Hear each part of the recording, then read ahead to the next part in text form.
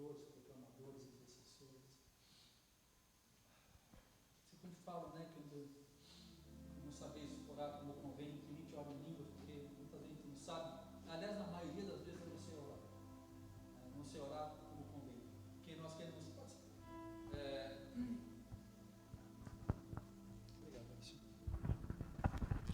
Nós temos a tendência de orar segundo a nossa circunstância, segundo a nossa maneira de ver, de ouvir, de sentir.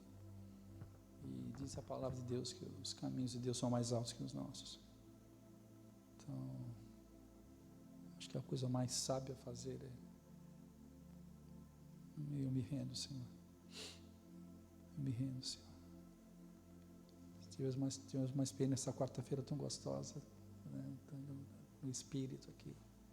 Pessoas foram batizadas com o Espírito Santo, outras foram confirmadas na unção. Isso é maravilhoso, né?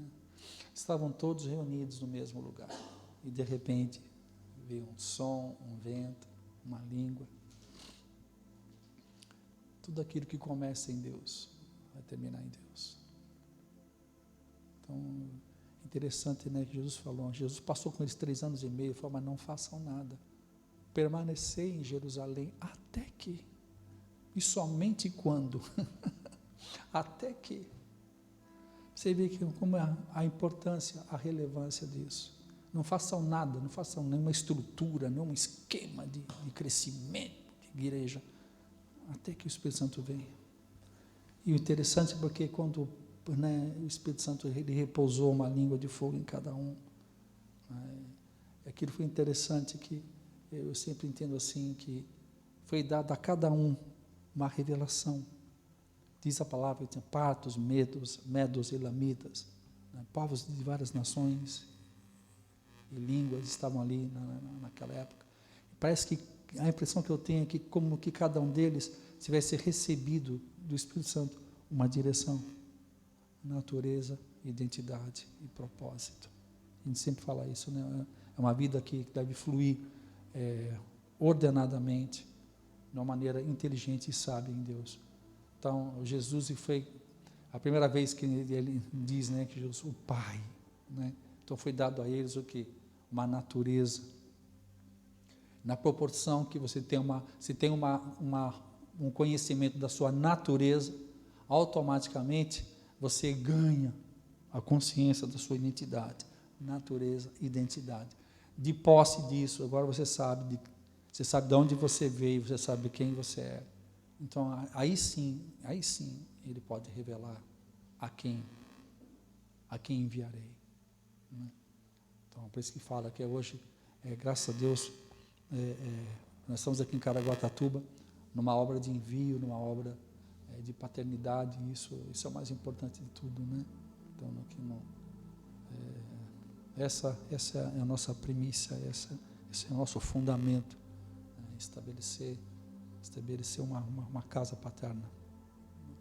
E a partir da mesa que a gente consegue estar operando. Falar em mesa, vem cá, vem para cá já. Dinho vai comentar conosco a respeito daquilo que ele tem recebido, daquilo, 2 Timóteo 2,2, né? E aquilo que ouvimos de homens idôneos, isso mesmo nós vamos transmitir, né? Esse é o princípio que a gente usa, né? Nos tornamos uma extensão dos apóstolos e profetas no que tem trazido para nós a respeito do Evangelho, segundo o entendimento do novo pacto. Tá bom? Vem cá. Você vai, é isso aqui? Vai trocar? Então tá. Papai, nós te louvamos, querendo receber de Ti, Senhor, da ilha a tranquilidade, a convicção, que seja o Teu falar, Senhor. Ele apenas seja como um violão, apenas um vibrar das cordas, mas o Senhor que dá as notas na boca do meu filho. Em nome de Jesus que nós pedimos e com alegria nós recebemos. Amém, amém. Manda. Amém, amém. Som. Tá saindo aí? Tá ouvindo? Eu mesmo não tô me ouvindo. Som. Aí. Mania de artista, não tô me ouvindo. Só sem retorno. Cadê aquelas caixas que ficam aqui na frente? Então vamos lá. Hoje nós vamos fazer um retorno às origens. Ó. Na verdade, nós já fizemos uma definição do novo pacto há um tempo atrás aqui, né? Já faz talvez uns 2 meses. Mas tem assuntos que a gente vai ter que vir e mexe voltar, né? Porque esse nosso nome é diferente. Nosso nome é meio fora do padrão, meio fora do circuito normal aí de fora. Então, o que acontece? Conforme vai chegando pessoas, nós vamos ter que tocar nesses assuntos novamente, né? Em alguns significados, algumas coisas assim. Eu estava até pensando, nossa, vamos falar de novo, né? E tal. Ainda bem que não é a mesma história do filho pródigo, Davi e Golias e tal, né? Porque eu já trabalhei bastante com célula e é dose, né? Se nós estudássemos o filho pródigo, Davi e Golias, no paradoxo dessa realidade aparente, seria até legal, né, Adri? Seria até legal. Mas só falar do filho pródigo mais uma vez não dá. Então, pelo menos esse assunto aqui é muito atraente, né? Que é o que o que nos atraiu, o que nos trouxe para cá, né? Essa questão do novo pacto. E como nós temos sido contrariados um pouco na rua sobre a questão do nome, do significado e tudo, né? Eu estava pensando hoje à tarde assim, nossa, eu queria falar igual o Neto. Posso falar igual o Neto? Lá da Bandeirantes? Pode? Ai. Porque tem um pessoal que não entende assim, e na verdade não quer entender, é fácil de entender, né? A definição de uma palavra quando você vai buscar no texto original e você simplesmente traz ela, né?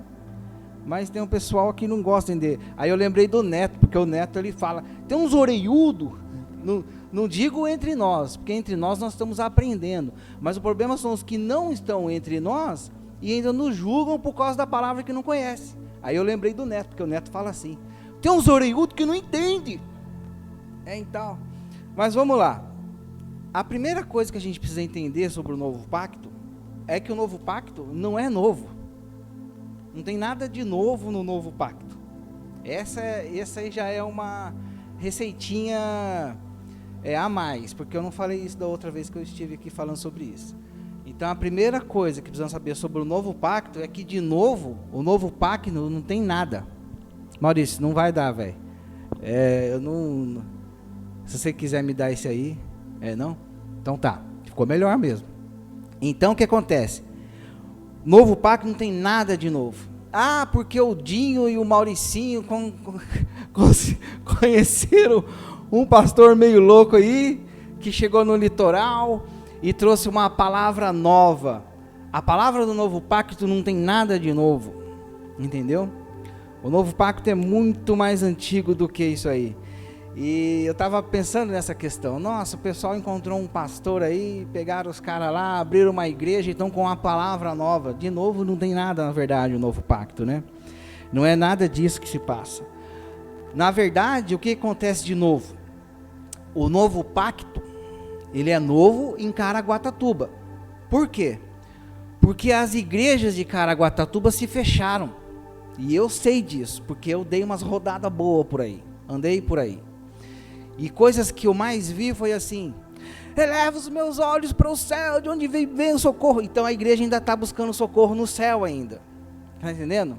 A igreja ainda busca um socorro num Deus longe, que mora a quilômetros e quilômetros de altura, e você tem a sua acessibilidade com ele é muito distante da realidade em que nós estamos vivendo, entendeu? Então a gente tem que clamar para um Deus que está muito longe, a não ser que seja um culto de Santa Ceia, porque o culto de Santa Ceia a gente enche a igreja, come o corpo de Cristo, bebe o sangue de Jesus como se fosse um canibal, né?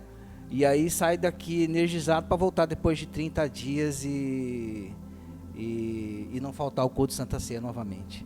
E aí o crente acha que a presença de Deus está próximo quando você está num culto de Santa Ceia. E na verdade não. E esse é todo o grande mistério do novo pacto, porque o novo pacto ele tira toda essa construção de um Deus longe, de um Deus que ainda está no Antigo Testamento, que ainda está em Salmo 121, que a gente ainda está buscando ele nos montes. Certo? E quem perde com tudo isso, com essa igreja longe? Somos nós, na verdade. Porque nesse pouco tempo que a gente conheceu o novo pacto, o que é o novo pacto, a nossa maneira de ver a palavra é totalmente diferente, a nossa maneira de entender e viver a palavra é totalmente diferente. E um dos motivos pelos quais nós estamos revisando a palavra hoje, na verdade a maior interessada não está aqui, é que a gente se esquece um pouco das coisas. Veja bem, na última vez que eu estive ministrando, sem ser o novo pacto, mas a última vez que eu estive ministrando a palavra aqui, eu estava ministrando sobre novidade de vida. E eu trouxe toda a questão, né, Colossenses, 1 Tessalonicenses 2, versículo 13, onde os Tessalonicenses ouviram a voz, obedeceram, viveram a voz e tal. E depois eu fui mostrar as novidades de vida. E também trouxe a questão das parábolas de Jesus. Mas eu fiquei nas novidades e não consegui repassar certo o que eu queria passar. Porque a novidade de vida que eu falei, ela realmente existiu. Porém, são umas novidades comportamentais, né? Vamos dizer assim. São comportamentais, mas são novidades de vida. Mas o que eu queria ter transmitido naquele dia é que Jesus não fala mais por parábolas. Se a gente imaginar, se a gente ficar pensando que Jesus está falando por parábolas, a gente ainda está no Antigo Pacto. Jesus ensina por parábolas. Do filho pródigo, da moeda, da ovelha e tal. Jesus ensina por palavras. Mas quando você vive o novo pacto, que você não busca mais um Deus fora, oh Deus, é o Espírito quem revela para nós. Por isso que os Tessalonicenses viveram daquela maneira, estavam vivendo daquela maneira. Entende? Era isso que eu queria trazer naquela noite. Eu acabei não tocando nesse assunto. Mas o meu maior objetivo era mostrar isso. Jesus não fala mais por parábolas, porque existe um Espírito dentro de nós que nos revela a palavra. E por isso os Tessalonicenses estavam tão de acordo com tudo que tinha que estar. Amém? Olha só, por que estamos revendo isso aqui também? Recentemente uma pessoa chegou em mim... É aqui? Não, né? Recentemente uma pessoa chegou em mim e falou assim: nossa, vocês romperam com o Antigo Testamento? Eu falei, não rompemos com o Antigo Testamento, não. Não, porque eu vi um pastor lá que caminha com vocês lá e tal, e falou não sei o que, blá, blá, blá, blá, blá, blá. Eu falei, não rompemos com o Antigo Testamento. Não sei o que foi que a pessoa falou. Esse pastor, ele caminha com a gente debaixo da paternidade do Cristiano Miranda.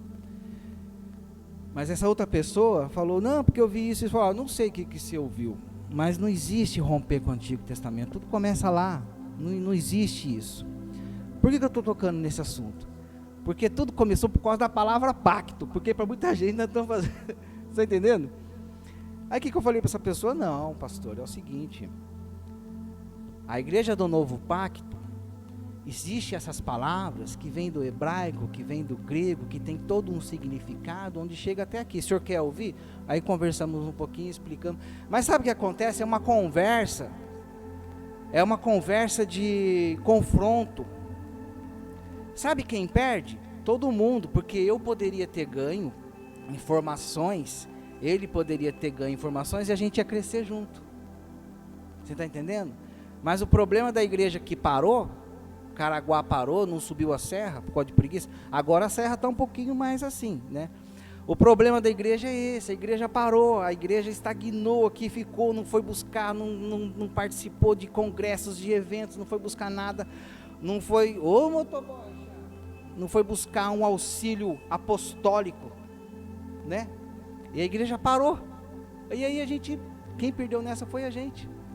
Então, para que isso não venha acontecer mais comigo, com você, né? E a gente venha entender realmente o significado das palavras, porque vão continuar nos perguntando, mas por que pacto, por que novo e tal?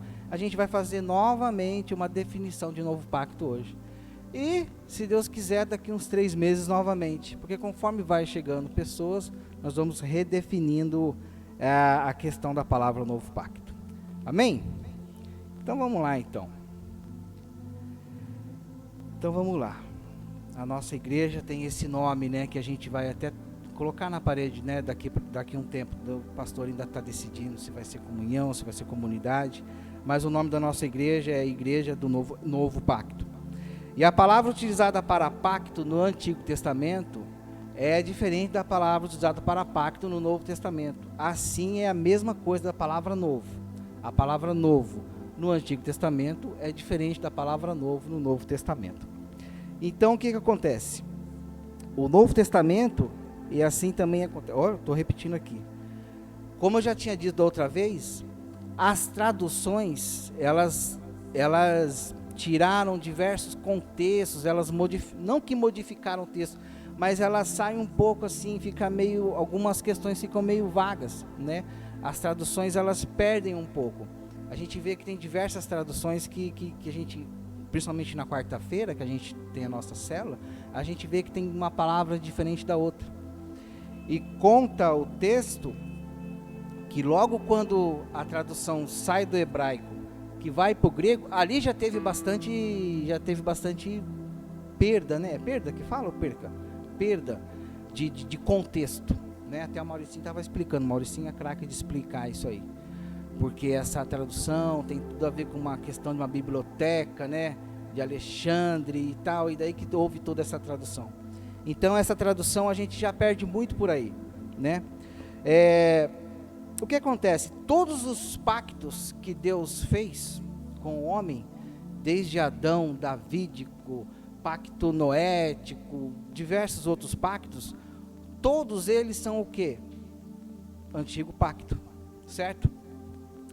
Eu até falei da outra vez e repito, que o livro de Juízes, o livro de Reis, que passaram diversos reis, diversos juízes, para mim ali também todos são pactos que teve ali, porque subia um rei, depois caía, descia, subia um rei, caía, descia, e a mesma coisa no livro de Juízes, né? Sempre tinha um juiz, quando morria, ou acontecia alguma coisa, ficava anos sem, depois Deus levantava de novo. Então para mim também aquilo ali são pactos também que Deus fez, né? Nesses antigos pactos, a palavra original no hebraico para pacto é a palavra barite ou berite, tá? Tem essas duas, ou barite ou berite. Você vai ver isso nos livros que a gente tem lendo, né? A Cláudia está passando por esse processo de leitura aí que muda todo o nosso contexto aí de ver as palavras. E o significado dessa palavra é contrato entre duas partes. Barite, pacto, contrato entre duas partes, para ficar bem clarinho. Esse contrato entre duas partes acarreta em responsabilidades das duas partes, coisas a fazer das duas partes, assim como um casamento. Nós casamos, nós temos um contrato, nós temos um pacto, eu tenho responsabilidades, Ivanice tem responsabilidades, né? Todo casamento é assim. Sociedade, né? Comercial, como eu tenho com o Maurício, eu tenho minhas responsabilidades, ele tem a dele também. Então isso é barite, contrato entre duas partes. Quando Deus estabelece um contrato com o homem, Deus também, ele obedece o contrato que ele mesmo fez. Por isso que os pactos vêm sido renovados, porque o próprio homem não consegue manter o seu contrato com Deus, né? O contrato, ele rege a relação entre Deus e o homem. O contrato rege o casamento entre o homem e a mulher. Se eu sair fora do contrato, acaba-se o casamento, né? E a mesma coisa o contrato aqui. O contrato, ele rege a relação entre Deus com o homem. Então você tem que andar conforme o contrato, né? A base da estrutura desses contratos, a base do Antigo Testamento, ela vem de Deus para que a base da estrutura do Antigo Testamento, ela vem do que Deus fala para Moisés no monte, que é a lei. Essa era a base do Antigo Pacto, a lei.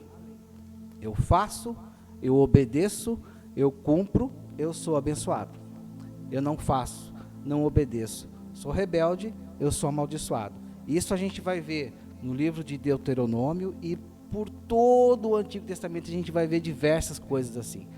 Fulano não fez conforme tal, caiu. Fulano caiu.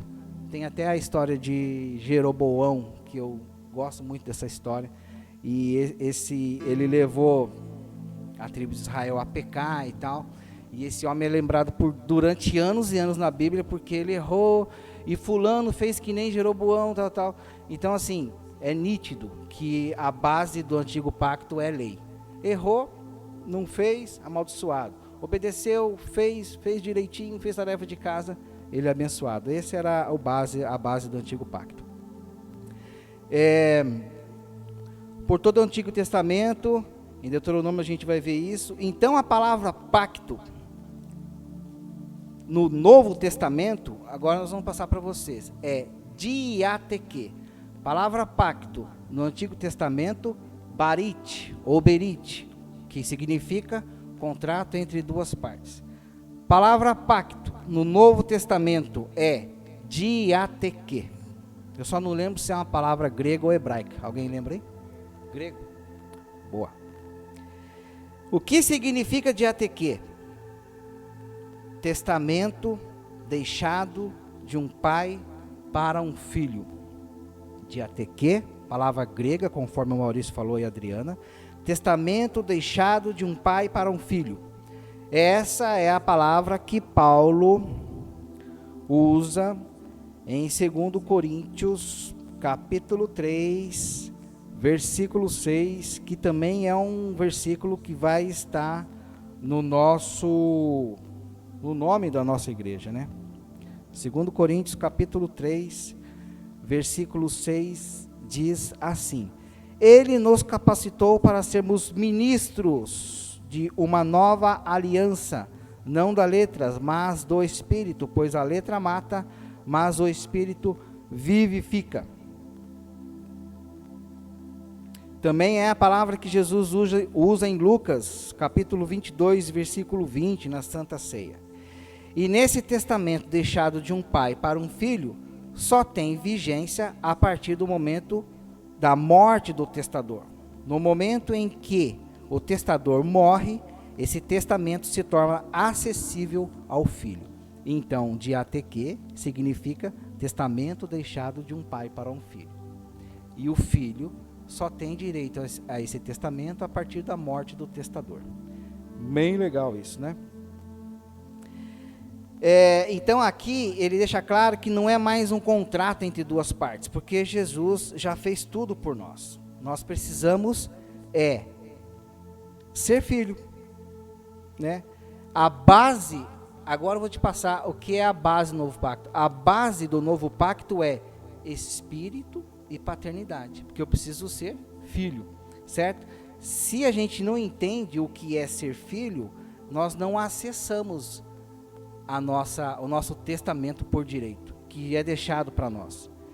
Jesus, quando ele veio, a gente tem muito aquela coisa, Jesus veio, fez, curou, tal, e andou para cá, andou para lá, tal. Mas Jesus, na verdade, quando ele veio para revelar o Pai. Não era nem para revelar ele, era para revelar já a questão da paternidade. Essa foi a maior, uma das prioridades dele. Só que o povo, né, da época não viu isso. Até porque Jesus falava de pai, Jesus falava de filho, e foi justamente isso que deixou os judeus tudo irado, porque ninguém falava de Deus naquela época como um pai, né? Ninguém falava também, eu sou filho de Deus e tal. Então que um dos papéis principais de Jesus era justamente esse, mostrar que Deus era pai, e que nós seríamos filhos, e que nós somos filhos, mas teria-se uma situação para herdar essa herança. Agora nós vamos para a palavra novo, de novo pacto. Nós vamos pegar ela no Antigo Testamento e vamos trazer ela para o Novo Testamento, certo? A palavra novo também tem significado diferente para ela no Novo Testamento. A palavra no original para novo, no Antigo Testamento, é neo. Essa aí Vanessa saiu na frente. Que significa uma versão mais nova, uma versão atualizada de algo que já existe. Um exemplo simples de se fazer isso é o exemplo do celular, a qual nós vimos o nosso apóstolo fazer lá em Taubaté. Eu tenho um Samsung J10, eu acho que é 10, né? Galaxy 10. A Ivanise tem um Galaxy J não sei o que S. O dela é uma versão mais nova, é uma versão atualizada de algo que já existe, né? É a mesma coisa o microfone. O Maurício que manja tem microfone mais moderno, tem um microfone mais atualizado que esse aqui, onde o som sai melhor, não é isso? O som sai mais assim, com essa voz linda aqui, né? Que ajuda, né? O microfone mais moderno ajuda a voz sair melhor. Então, essa é a palavra novo no Antigo Testamento. Neo, uma versão atualizada de algo que já existe. Certo? Exemplo do microfone.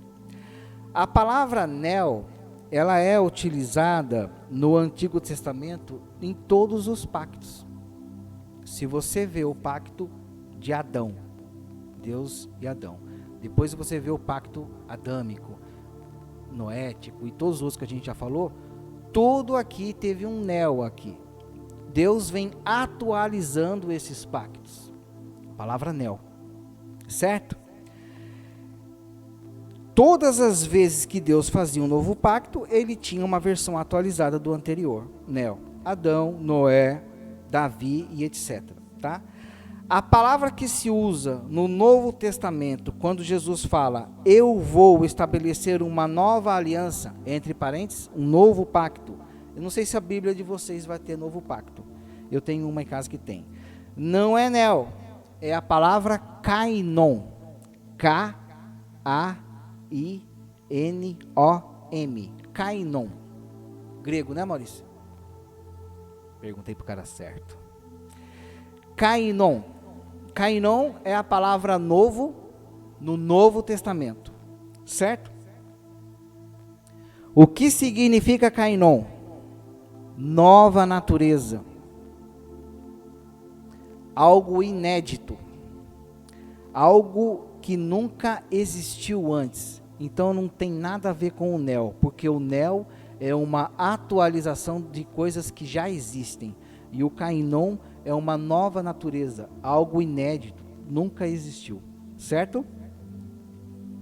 O novo pacto, então, ele não é uma atualização do antigo pacto. Certo? Só aqui, só chegando até aqui, a gente já mata a questão das palavras. Só aqui a gente já mata a questão de que a gente não está numa igreja com um nome feio, né? Ou com um nome que quando a pessoa escuta a palavra pacto, ela já assemelha a pacto diabólico, a pactos satânicos e tudo mais. Então, só aqui, o próprio apóstolo fala que se a gente souber explicar até aqui, a gente já tem meio caminho andado para explicar o novo pacto para a pessoa. Então, aqui a gente já resolveu bastante coisa. Né? O novo pacto, então, ele não é uma atualização do antigo pacto, ele é um novo, porque ele é um kainon, né? Jesus é um algo inédito, ele é uma nova natureza, ele é uma natureza nova. O antigo era um contrato, o novo é um testamento. Antigo era meritocrático, eu faço, eu obedeço, eu tenho, desobedeço, eu não tenho. O novo é testamento, certo? O antigo tinha pré-requisitos para eu cumprir. A obediência no antigo pacto era um pré-requisito. No novo pacto, não é mais uma obediência, é uma nova natureza, né? No novo pacto, a obediência ela passa a ser fruto da nossa natureza. Não é difícil mais eu ter que obedecer, não é uma coisa impossível obedecer. Uma coisa que no antigo pacto existia muito e ainda existe muito ainda por aí, é que no antigo pacto a gente tinha que fazer, né, para ser. E isso ainda é uma coisa muito natural por aí, a gente vê muita coisa, a gente vê muito disso ainda. A gente vive ao redor de situações que aparenta isso, né? No novo pacto não é o que você faz, é a natureza que você porta. Então agora, já que a gente está falando de testamento, se tem testamento, tem um filho, nós já falamos sobre filhos. Então abra a sua Bíblia em Romanos, capítulo 8, que a gente vai tratar da questão dos filhos agora. Romanos capítulo 8, versículo 19, ele diz assim: a natureza criada aguarda com grande expectativa que os filhos de Deus sejam revelados. Repetindo, a natureza criada aguarda com grande expectativa que os filhos de Deus sejam revelados. Por que a gente está entrando nesse contexto aqui agora? Porque o novo pacto é um testamento deixado de um pai para um filho. Nós somos os filhos, certo? E para nós termos o acesso a esse testamento, nós temos um processo ainda para chegar a esse filho. Esse versículo ele diz que a criação anseia pela manifestação dos filhos de Deus. E qual a palavra original para filhos nesse texto? É uma palavra que a gente tem falado muito, que é a questão dos ruios, né? Toda vez que a gente ouve falar sobre a palavra filhos na Bíblia, existem 3 significados para essa palavra. A primeira palavra é teknion, um filho ao nascer, um filho pequeno, uma criança que não pode assumir nenhum tipo de responsabilidade, nem mesmo de você. Eu não tenho filhos, mas a gente criou os sobrinhos e tudo, né? É normal você pegar uma criança, pega o controle da TV ali, ela pega, daí no que ela vem aqui no meio do caminho, ela caiu o controle. Aí você fica nervoso. Então, ou seja, uma criança não tem como assumir responsabilidade nenhuma, nem mesmo de pegar um controle de TV, né? O filho teknon, um adolescente, passando ali para a fase jovem e tal, já tem uma certa responsabilidade. Porém, o teknon, ele não pode representar o seu pai em assuntos ligados ao pai e filho, né? Em assuntos do pai. O teknon, ele não tem ainda essa responsabilidade. E, por último, o filho ruio. O que é um filho ruio? O filho maduro, né? Um filho que já pode representar o pai, que nem o próprio Maurício. Maurício trabalhou uma boa parte da sua vida com seu pai. Vocês tinham fábrica de pães, né? Eu não sei até que pé foi, mas acredito que certa hora, quando o pai dele não poderia mais trabalhar, alguma coisa assim, ele assumiu parte da empresa. Chegou a acontecer isso com você? Não, não aconteceu. Mas era uma coisa natural se fossem trabalhar com pão até o fim da vida, né? Então, aí é o filho ruios, o filho que tem condições de representar o pai nas coisas que o pai tem a passar. Quer falar alguma coisa? Não? Esse é o filho ruim. E aqui existe um conceito que se chama ruiostesia. A gente já ouviu falar sobre isso aqui também diversas vezes, e é uma coisa que a gente vai continuar falando bastante. Porque, como é dito pelo nosso pastor, a igreja de ensino, a gente tem que bater. Porque tem coisa que é difícil de entrar. Ó, uns 30 dias atrás eu estava assistindo uma aula sobre questão de finanças à luz do Novo Pacto, e eu vi a pastora falar que Jesus é a primícia da ressurreição.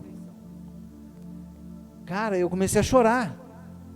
Não tinha nada a ver com, sabe, assim, eu já tinha passado por aquele texto lá diversas vezes, eu já estava aqui já há quase um ano, e a gente já lendo todos os livros do Novo Pacto que você está lendo agora, e ela tratando de finanças à luz do Novo Pacto, eu vi aquilo, eu fiquei assim, não é possível, eu voltei. E aí o Espírito me alegrou, eu comecei a chorar, falei, nossa, que coisa maravilhosa. Então assim, ruios, tekninho, teknon, ruiostesia, né, são coisas que a gente vai ficar falando aqui durante um bom tempo ainda, bastante tempo, até, né, a gente entender, porque a gente vai ter que repassar isso mais para frente, né? Então existia naquela época um conceito chamado de roiostesia. O que é a roiostesia? É o pai judeu, quando o filho chega à maturidade dos 30 anos, o pai adota o próprio filho para ser o representante das suas coisas. É o que a gente estava tentando falar com o Maurício. Só que o Maurício não terminaram o serviço com pão, né, Maurício? Seu pai foi para posto de gasolina depois. E tal. Então, esse é a ruiostesia. E é legal que eu estava lendo o Antigo Testamento tempo atrás e Saul também, apesar de errar, né, pai? Não deu certo as coisas com ele lá. Mas Saul também começa com 30 anos. Quando ele se torna rei, ele também é com 30 anos. Eu achei interessante isso aí, porque a gente vai lembrando. O legal de ler isso, a gente vai lembrando das coisas. Então, isso significa a ruiostesia. O processo do pai judeu, ele adota o próprio filho para ser responsável pelas suas coisas. Tô certo? Tô certo. O Mauricinho falou que tô certo. Exatamente. O que acontece com Jesus? Jesus também começa o ministério a partir dos 30 anos. Pela adoção, a ruiostesia, o filho era reconhecido como aquele que poderia ser o representante de seu pai. Ele havia alcançado o estágio de maturidade, podendo assim assumir as responsabilidades, e também ele se torna herdeiro, certo? Do patrimônio de seu pai. E esse é um dos grandes, como eu já disse da outra vez, esse é um dos grandes objetivos da igreja do Novo Pacto. Esse é um dos grandes objetivos da igreja de ministério de ensino. Pegar o crente, entendeu? Trazer ele para o conhecimento verdadeiro da palavra, ver os paradoxos que a gente tem visto aqui, estudar verdadeiramente a palavra, para que a gente venha se tornar, sair do tecninho, que a gente chegou aqui meio tecninho, né? Meio não, tecninho, tecnon. Estamos indo, né? Estamos indo, nós estamos indo para um processo longo, né? Mas estamos indo, pelo menos a gente acordou. Esse é um dos grandes objetivos da nossa igreja. Esse é um dos grandes objetivos da igreja do Novo Pacto. Nos tornar maduro o suficiente para a gente acessar o testamento que o Pai deixou para nós. Por quê? Porque a gente sabe da onde, não estão falando mal, mas a gente, isso, nós sabemos a nossa herança, mas nós sabemos também o que nós estávamos vivendo e como estávamos vivendo como crente. É legal que eu tenho só 10 anos de convertido, mas toda vez que você fala assim, nossa, mas eu estou aqui há 30 anos, 35, mas o que é isso que vocês estão falando? Eu estou na mesma pegada, eu só tenho um pouco menos de tempo de conversão, né? Mas o objetivo da Igreja do Novo Pacto é esse, é fazer com que realmente a gente saia de um estágio de criança, que a própria Bíblia fala, que enquanto criança a gente tem que receber o leitinho e tal. O problema é ficar no leitinho a vida toda, né? O problema é manter-se no leitinho a vida toda. Porque se a gente fica no leitinho a vida toda, a gente não acessa o testamento. A herança. Existe o testamento, mas a gente pode não acessar a herança. E essa é a nossa pegada aqui. Essa é a pegada do pastor de um ministério de ensino. Cada hora que a gente senta, a gente aprende uma coisa. 15 dias atrás eu estava com o Maurício na casa do nosso pastor, e papo vem, papo vai. Reunião. O homem já olha assim para você.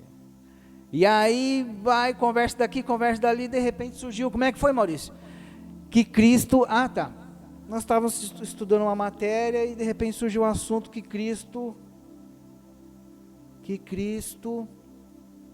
todas as coisas foram formadas a partir de Cristo. Primícia. No princípio. Vou pegar lá. Pega aí. No hebraico, princípio é primícia. Pai, você está vendo que a próxima ministração o Maurício já pode... Eu sei.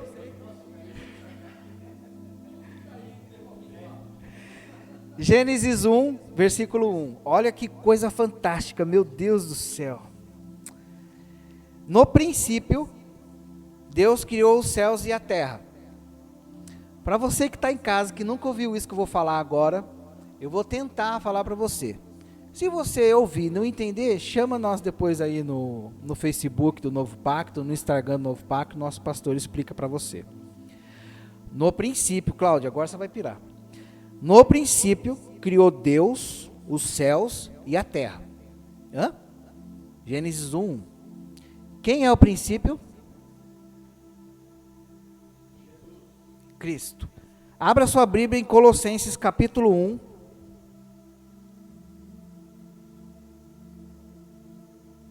Vamos em Colossenses primeiro, depois nós vamos ao Apocalipse.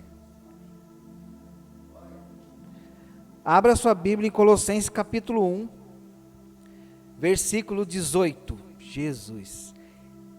Posso falar? Ele é a cabeça do corpo, que é a igreja, o princípio. Cadê minha caneta? Deixa eu riscar aqui. O princípio e o primogênito dentre os mortos, para que em tudo tenha a supremacia. Abra sua Bíblia em Apocalipse 22. Pai. Eu não vou lembrar agora. Eu não vou lembrar. Eu não vou lembrar. Eu tinha anotado até no final da Bíblia aqui, mas agora não vou lembrar.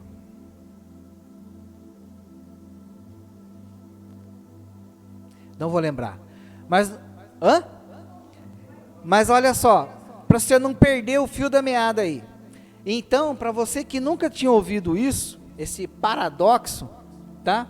Para você que nunca tinha ouvido isso, no princípio para você e para mim até 15 dias atrás, era só o princípio, do começo. Só. Aí ficou o Maurício e o pastor. Porque não, no princípio é Jesus, e não sei o que, não sei o que, não sei o que, e os dois lá.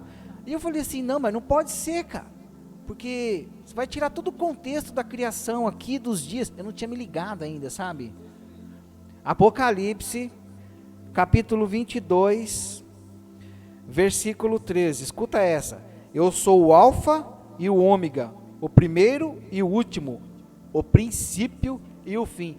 Então, todas as coisas foram criadas a partir de quem? De Cristo Jesus. Aí, quando você pega simplesmente e lê de uma forma ali, você não vai entender. Na verdade, você vai entender até o que o Espírito te revelou ali. Mas quando você vai na exegese, falei bonito agora, da palavra, ou quando você faz parte de um ministério de ensino, que você vai realmente no paradoxo da situação ali, muda tudo, meu irmão. Muda tudo, porque eu vou ler o Gênesis 1 assim, Em Jesus, Deus criou os céus e a terra. Quer que continue? Disse Deus, e a terra sem forma e vazia, trevas cobriam a face do abismo, e o Espírito de Deus se movia sobre a face das águas. Disse Deus, haja luz. Aqui a gente descobrimos que foi a primeira oração. Esse foi uma revelação lá no sótão. Aquele sótão. Exatamente. Aqui já está os três de novo. Então, no princípio, em Cristo Jesus, Deus criou. Em Cristo, Deus criou. E eu fiquei louco com aquilo. Depois de meia hora, eu falei, tá, entendi.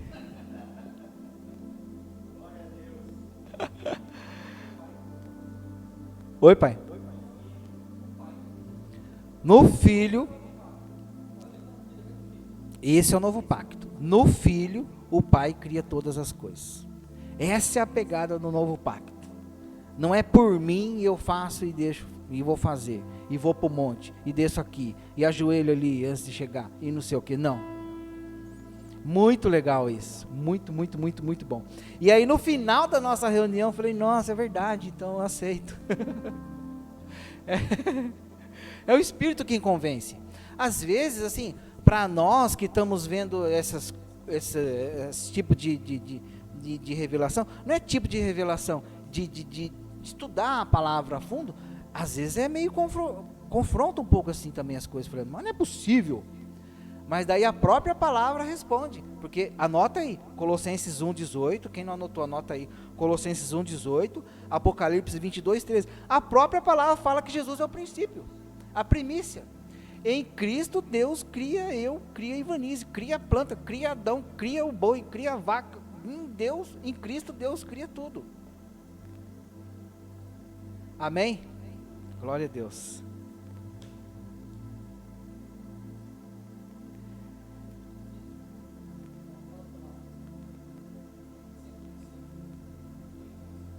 Sem princípio não tem início. Sem Cristo não tem início. É verdade.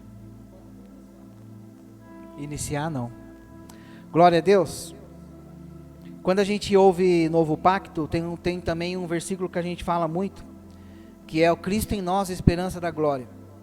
Então, se você não conhece, se você não acessa, se você não vê Deus como filho, se você ficar olhando Deus no monte, se você ainda ficar buscando suas forças no monte, se você ainda ficar olhando para o céu, se você ainda tem uma visão de Deus longe, e você não é, se você não vê Deus como pai, se você não se vê como filho, você não acessa. O novo pacto não vive dentro de você, e a gente tem que tomar cuidado, e a gente tem que bater às vezes, porque a gente esquece. A gente esquece, eu estou falando, na minha última ministração, eu trouxe sim novidades de vidas comportamentais, entendeu? Mas eu queria ter chegado num outro pontinho que eu não cheguei, o Cainão passou reto, eu não passei, mas o pastor corrigiu e as coisas acabaram bem. Estou me corrigindo, entendeu? Porque eu também estou aprendendo, e eu até agradeço a oportunidade por isso. Então, o novo pacto, mas vocês são o novo pacto. Meu irmão, o novo pacto é Cristo em nós, Cristo em vós, a esperança da glória. De uma forma realmente madura, de um filho maduro, de um filho que é ensinado, de um filho que tem um pai, de um filho que aprende para depois passar, para depois ensinar, para depois fazer. Porque o filho faz através do pai, e nós fazemos através do Espírito, que é nosso pai. Amém? O que eu tinha para passar para vocês, eu passei. O que eu falar além daqui não será o espírito, mas será a carne. Então vou passar para o meu pastor, porque eu tenho certeza que ele vai agora descer mais meia hora de novo pacto em cima de nós.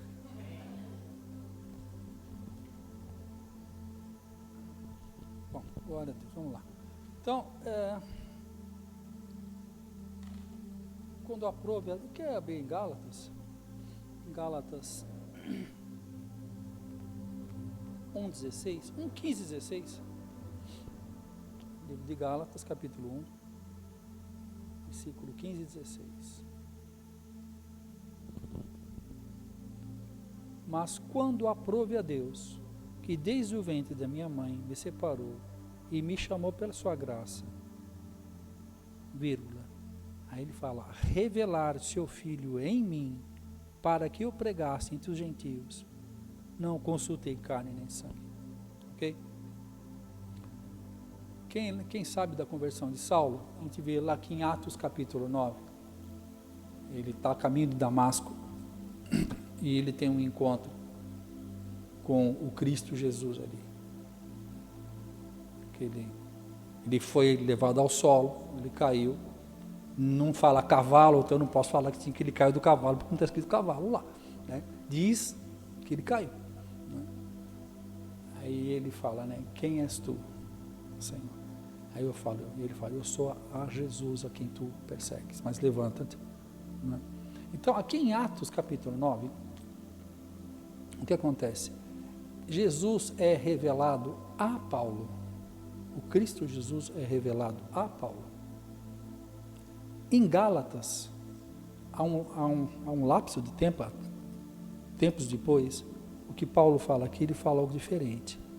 Revelar, aprove ao Abba, aprove ao Pai, revelar o seu Filho em mim. Uma coisa é revelar Jesus a mim, e a outra coisa é revelar o Cristo em mim. Não é? É o que nós estamos acostumados e bem alicerçados, é nessa revelação do Jesus a mim. Eu aceitei Jesus. Né? Então, Jesus foi revelado a mim pela pregação do Evangelho.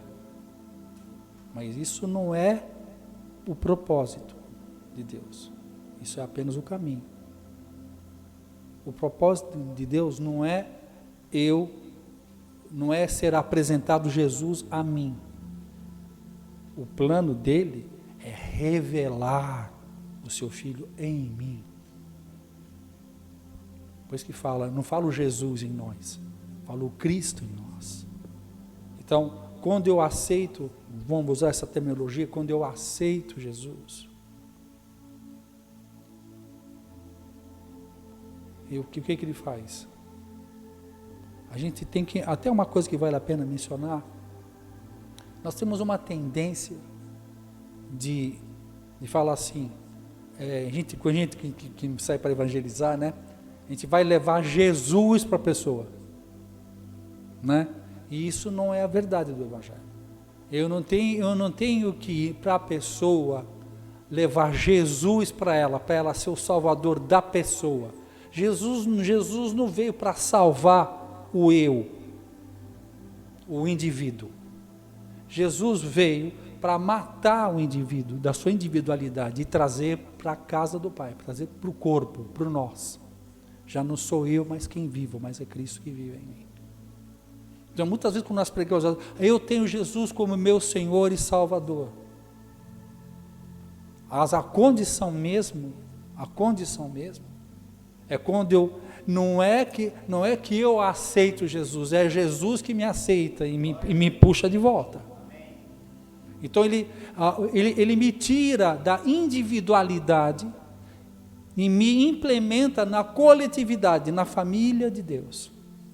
Então isso é uma coisa que vale a pena a gente estar mencionando aqui, para mudar o nosso caráter de evangelismo. Nós temos uma mania de eu vou falar com você a respeito de Jesus, como se Jesus estivesse fora. Eu não tenho que levar um Jesus para ele aceitar o Jesus. Ele tem que ver Cristo em mim. Eu porto Jesus. Eu não falo a respeito dele, eu manifesto ele. Cristo em mim é que é a esperança da glória. A glória tem uma esperança de um Cristo manifestado. Porque toda vez que um Cristo é manifestado, a glória de Deus vem.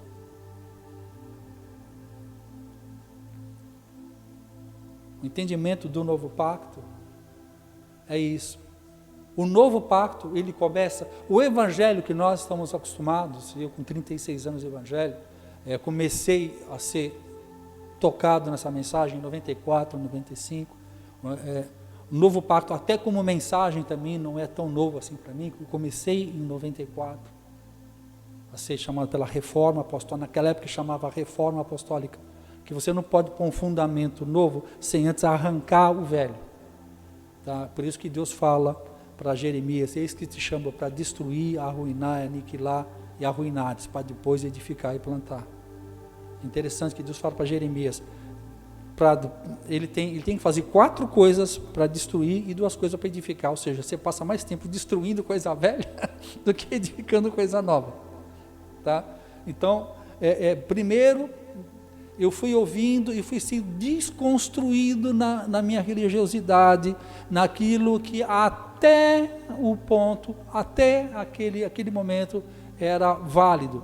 Mas quando você começa a ouvir algo de maturidade, aí você tem que fluir nela. Okay? Abraão não estava numa boa na casa dele, até que Deus fala para ele, agora sai daí, que você vai andar numa outra dinâmica. No novo pacto, ele começa com o quê? Pós-cruz.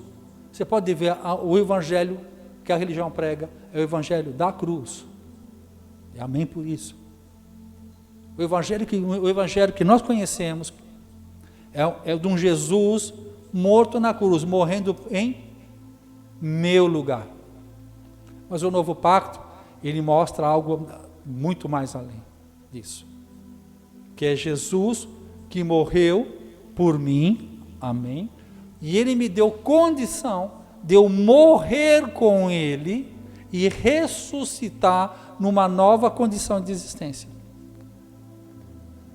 É quando eu falo essa palavra de novo, que fala lá em João, Nicodemos falando com Jesus, você precisa nascer de novo. Esse novo também tem a ver com o kainon. Não se trata de uma prática religiosa, mas se trata de uma amálgama, de uma nova espécie. Antigamente nós éramos seguidores de Cristo, seguidores, o Deus de Abraão, o Deus de Isaac, o Deus de Jacó. Estão entendendo? Éramos adoradores de um Deus, o El Shaddai, tanto é que há vários nomes que se davam a ele. Mas nessa dispensação, nesse kairos de Deus, nessa dispensação, ele não é mais um Deus que eu sigo, mas é um Deus que eu porto. Estão entendendo isso que não está acompanhando conosco? Tá? E o novo pacto, o novo pacto começa lá em Atos capítulo 2. Se no velho pacto a Bíblia começa em Gênesis, no novo pacto começa em João. Em João é manifestado onde começa o testemunho do Pai e do Filho. E no princípio, tá? Você pode vir falar no princípio, porque o João capta o profético do novo pacto. Então, nós começamos a entender aquilo que havia sido prometido. Por quê? O Jesus foi crucificado há 2000 anos atrás. O Cristo foi imolado antes da fundação do mundo.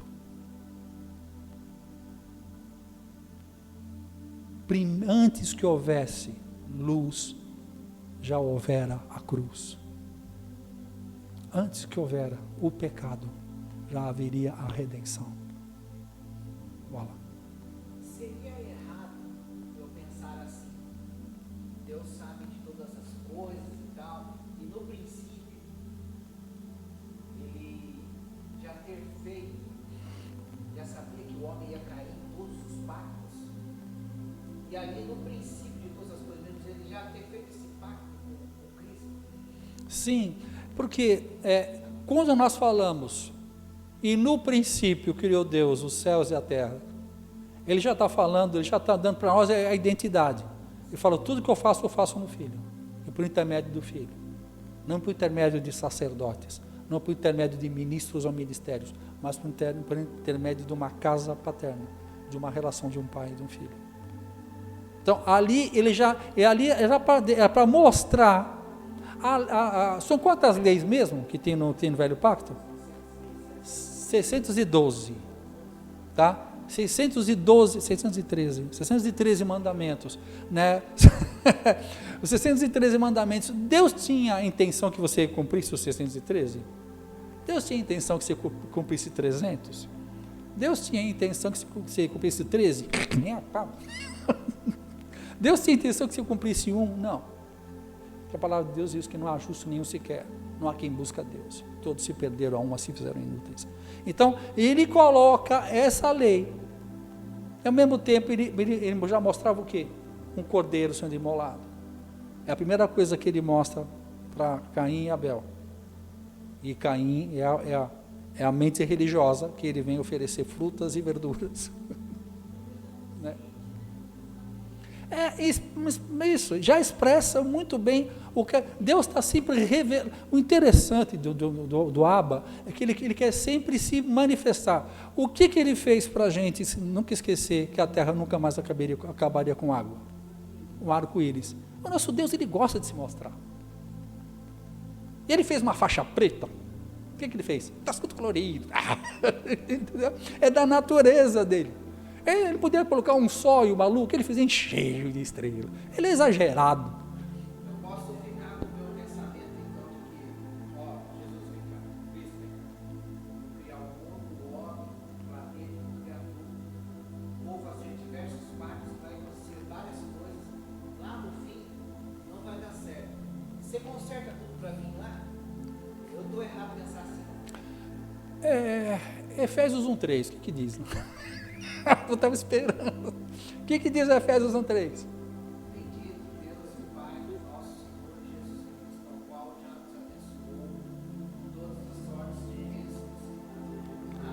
O que significa todas? Sem exceção. Bendito Deus e Pai do nosso Senhor Jesus Cristo, da qual já nos abençoou com toda a sorte de bênçãos. Toda a sorte de bênçãos.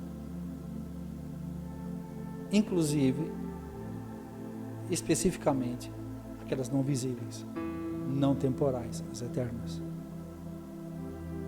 Deus primeiro ele desenha, ele arquiteta, depois ele manifesta.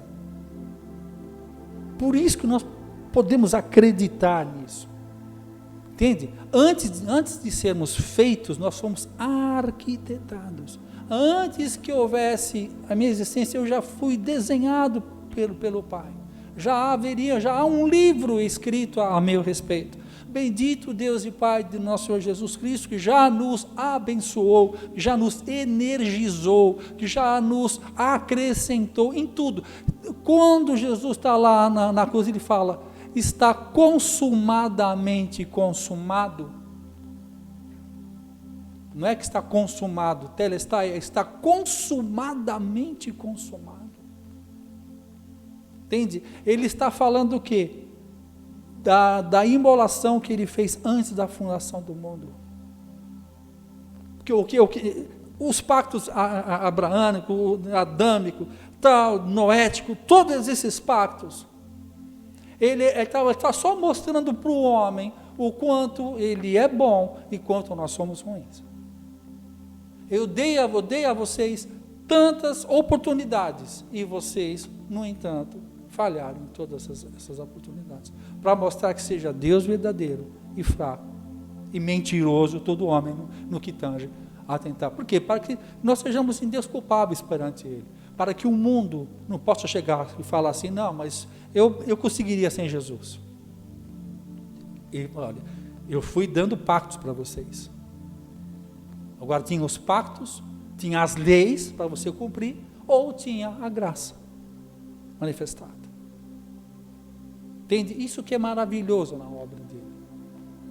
Isso que manifesta a bondade, a seriedade da sua misericórdia. Que ela é uma misericórdia séria, é uma misericórdia que ela não é a misericórdia de um pai. Entende? Que ele delega e ele funciona dessa maneira. Uma outra coisa que ele estava comentando aqui acho que até já falei aqui mesmo, né? Que ele foi imolado antes da fundação do mundo. E é nessa questão. Hoje em dia, quando nós entendemos, quando eu entendo que ele fala assim, tudo já está pronto.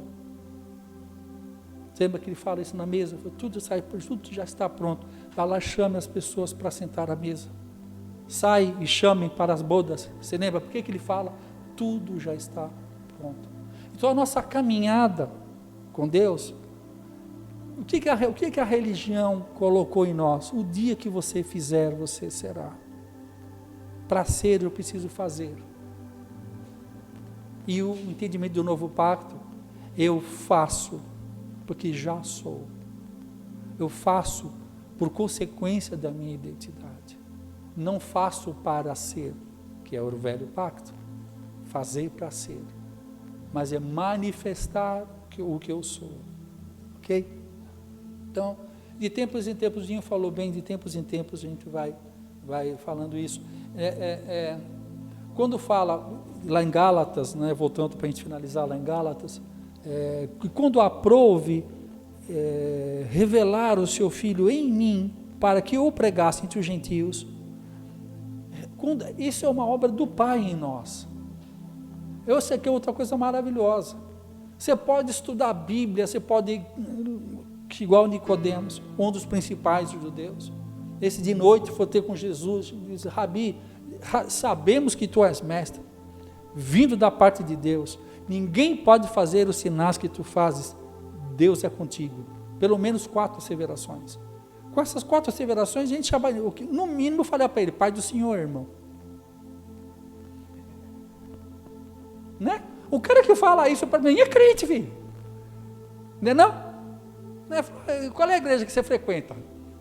Por quê? Rabi, tem mais, hein? Rabi, sabemos que és mestre, vindo da parte de Deus, ninguém pode fazer os sinais que tu fazes, Deus é contigo.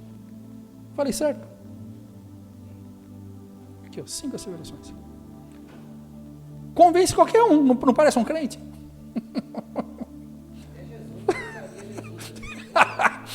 Entendeu? Pô, eu tinha dúvida sobre o quarto ponto, eu faço isso mesmo, né? Você vê? Agora, como é que Jesus fala para ele? Se você não cai, não. Se você não nascer de novo, você não pode ver o reino. Para entrar no reino é pela água e pelo Espírito, ou seja, pela palavra, pelos 5 ministérios. Ver o reino é uma coisa, entrar no reino é outra. Tem muita gente que vê o reino, mas não entra. Moisés viu o reino, mas não entrou. Muitas pessoas veem o reino, mas não conseguem entrar nele. Porque há 2 movimentações. Para ver o reino, um técnico consegue ver. Mas para entrar no reino, somente ruios de Deus. E dentro desse processo da ruiostesia, Deus já fala, não existe outro método, só o da paternidade. Há 3 anos atrás, eu estive nesse mesmo local e pensei que ia abrir uma igreja aqui. Deus falou, não. Porque embora eu soubesse o que eu soubesse a respeito disso, daquilo, apesar do meu conhecimento, isso não me dava a autoridade que Deus queria. Podia ter aberto aqui, mas eu ia ser mais um. Que abre porque o espaço foi dado. Afinal de contas, eu sei, eu tenho formação. Mas o fato de eu ter formação não me dá a autoridade. Não fui autorizado a fazer. Graças a Deus, por 2 homens. Primeiro, meu pai espiritual, o Kiko. Segundo, o pastor Márcio, do Mevan. Os 2 chegaram para mim e falaram sobre isso. Cara, você tem um envio? Eu falei, não tenho. Tem um alvará de Deus para poder fazer. A tua boa vontade não te dá autoridade. Tem muitos lugares que são abertos pela boa vontade dos homens. Estão ali de boa vontade, são homens e mulheres sinceros. Mas a tua sinceridade não te dá autoridade. Porque no princípio criou Deus os céus e a terra. Então, no princípio não é início, o princípio é o fim. Então, esse que é o sistema. Entende? Esse que é o sistema. Qualquer coisa que é em Deus tem que ter um pai, tem que ter um filho. Por isso que a primeira coisa que Paulo vai lá e pega Timóteo e Tito. Bum. Perceberam isso? Primeira coisa. Porque ele fala, sim, e como ele sabia que Timóteo era filho de mãe judia, mas de pai grego, ele vai lá e circuncida. Você sabe como é que chama circuncisão em hebraico? Brit, ou barit. Que é a aliança de sangue. Brit Milá. Faz um pacto. Entendeu isso? Ele falou, para esse negócio funcionar, tem que ter um pai, tem que ter um filho. A obra de Deus não é que tem que ter um pastor, um copastor, um copastor de um copastor. Né? O que é um copastor de um copastor aí? É um copastor, entendeu? Não é ter diácono, vamos aqui, vamos pôr uma mesa lá na frente, pedir de oração, vamos fazer aqui uma campanha. Isso é Babilônia. Isso é Babilonia. Entende? Isso é Babilônia. As coisas de Deus Pai começam em Gênesis 1. O Pai, do Filho, não são do Espírito. Aí começa, tem trevas, se são dissipadas, há caos, põe em ordem. Aí sim ele pode enviar você, pode nos enviar a regiões de trevas e caos. Esse é o princípio do Abba, Pai. E o novo pacto está trazendo isso de volta. Restaurando essa, vamos ficar de pé, restaurando essa condição. Restaurando essa condição.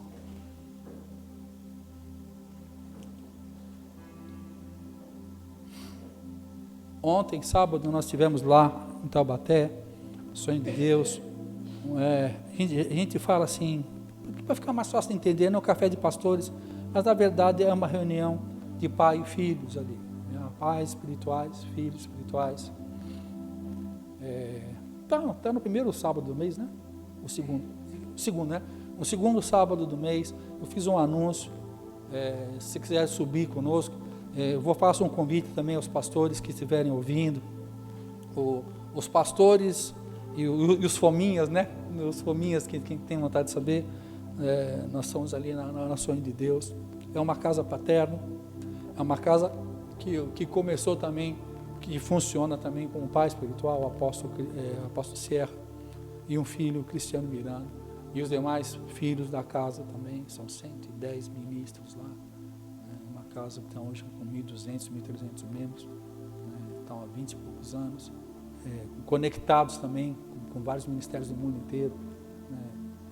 Deus sempre falou para eles para que não criasse uma denominação, mas que eles fossem uma igreja que servisse o mundo e dali viagem. O Kiko viaja para caramba, vai para o Japão, vai para os Estados Unidos, vai para cá, vai para lá, vai para cá. E parece que Deus deu uma direção para eles fazer a primeira célula, lá no Japão. Parece que você está assim caminhando para ter algo em outro país, algo que identificasse essa visão do novo pacto. Tá? Pai, muito obrigado, Senhor, muito obrigado por essa porção, muito obrigado por aquilo que tem dado a nós. Novo pacto não é uma religião, novo pacto não é uma denominação, novo pacto não é nada daquilo que podemos nomear. Novo pacto é Cristo em nós, a esperança da glória. É o ministério do Espírito, não da letra. É algo que eu não consigo, na verdade, algo que eu não consigo produzir. Né? É algo de Gálatas mesmo, né? É o Pai que revela Cristo em nós. Esse é o testemunho que todos nós temos tido de homens e mulheres de Deus. Essa é uma obra do Abba Pai em nós, revelar o Filho em nós. Uma coisa é você aceitar Jesus, isso é uma obra nossa, né? Pela fé. Né? A gente ouve a palavra e somos agraciados. Né? Agora, revelar Cristo em nós é uma obra do Espírito de Deus. Nós, na verdade, só temos que tomar essa decisão de rendição. Quando nós nos rendemos à obra do Espírito, Ele vem e vai revelando. E é tão maravilhosa essa experiência, que é algo que vem de dentro para fora, assim, de dentro para fora. Né? Ele vai tomando espaço. Não é uma obra que tem a ver com a expertise humana, mas é uma obra que tem a ver com uma rendição nossa. Você vai se rendendo.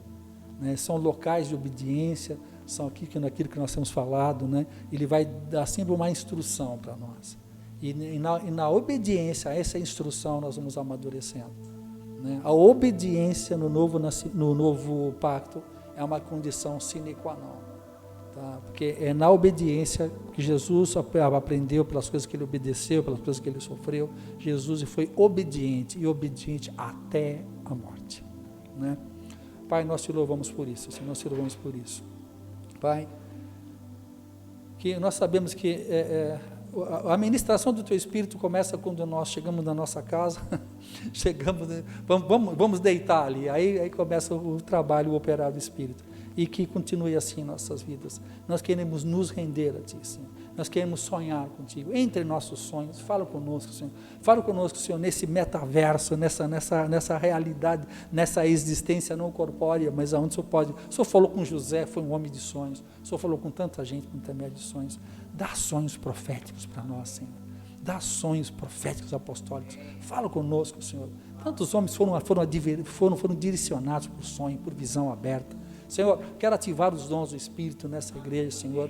Te louvar, Senhor, para aquelas pessoas que foram tocadas pelo fogo do Espírito na quarta-feira. Senhor, que eles possam continuar orando em línguas, não deixar que o inimigo roube, mas que essas línguas venham a se multiplicar e sejam edificados e purificados, papai, em nome de Jesus. Você que trouxe o seu dízimo, a tua oferta, fique à vontade, o gasofilaço está lá. Eu não preciso fazer apelo, eu não preciso vender nada. Eu só vou sempre batendo nessa tecla. A nossa primícia é o reconhecimento da fonte. Os nossos dízimos é a nossa responsabilidade. Né? Quando eu era menino, eu colocava isso por religiosidade. Mas agora, por maturidade, nós entendemos que o nosso dízimo já não é mais na questão de uma religiosidade humana, mas é uma questão de responsabilidade. A gente olha a obra e fala, quanto vai custar isso? Então, eu estou aqui, pumba. E todos eles, lá em Atos, eles depositavam o seu dinheiro aos pés dos apóstolos, como diz o Luiz Hermínio, não nos bolsos, mas não nos pés dos apóstolos, porque todos eles tinham um senso de responsabilidade de algo novo que estava surgindo. Não era a obra dos apóstolos, era a obra do corpo de Cristo. Então, entende?